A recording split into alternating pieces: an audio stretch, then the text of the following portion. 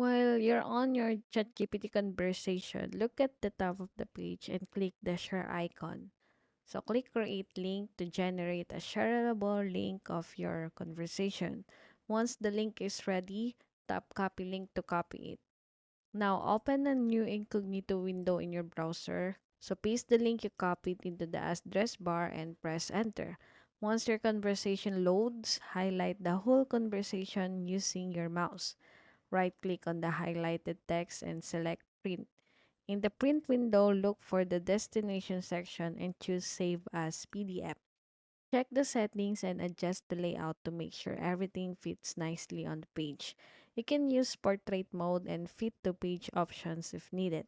So once you're ready, click Save, choose the folder where you want to store the file, and hit Save again. And that's it. Your ChatGPT conversation is now saved as a PDF and you can open it anytime.